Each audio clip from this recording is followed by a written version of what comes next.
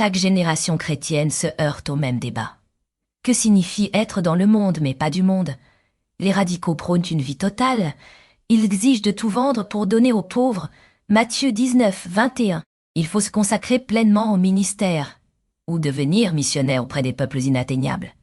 D'autres, les plus courants, pensent autrement. Ils estiment que l'on peut garder son métier, comme celui de percepteur ou de soldat. Luc 3, 10, 14. En le faisant pour le Seigneur, en restant honnête et satisfait de son salaire. Martin Luther disait que si l'on est tailleur, on peut être un tailleur chrétien, en faisant de bons habits pour aider son prochain. Les deux parties ont une part de vérité. Les radicaux ont raison. Suivre Jésus exige un engagement total. Comme le dit Dietrich Bonhoeffer, quand Jésus appelle un homme, il lui dit de venir et de mourir. Mais les plus courants ont aussi raison. Il faut rejeter l'ambition de siéger à la droite du Christ. Matthieu 20, 21. Même avec des sacrifices grandioses, la soif d'être un grand chrétien est trompeuse. Le royaume de Dieu est à l'envers. Comme Paul l'enseigne aux Thessaloniciens, nous devons aspirer à vivre tranquillement, à nous occuper de nos propres affaires. 1 Thessaloniciens 4, 11. Le livre de Charlie Cotterman explore ce paradoxe. Il montre une foi à la fois radicale et quotidienne. Il nous invite à voir la beauté des vies ordinaires, dans les communautés comme la sienne. Quand nous cherchons la gloire sans souffrance, nous manquons la vérité. Nous quittons notre lieu au lieu de rester. Cotterman est parti puis est revenu. Il a grandi en Pennsylvanie rurale. Il a joué sur une ancienne mine à ciel abandonnée. Après des études, il est revenu avec sa femme.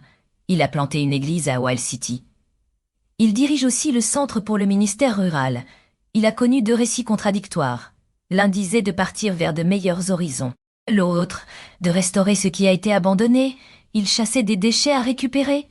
Il nous apprend à voir des tas de potentiel. Là où d'autres ne voient que de la ferraille, il faut apprendre lentement à voir, à apprécier, à participer à ce que Dieu fait dans chaque recoin de la création, en nous réorientant vers l'amour de Dieu.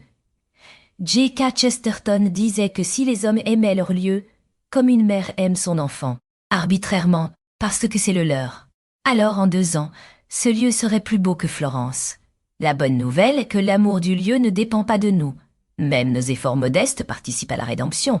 Le défi est que les pimlicots de ce monde sont faciles à quitter, difficiles à aimer.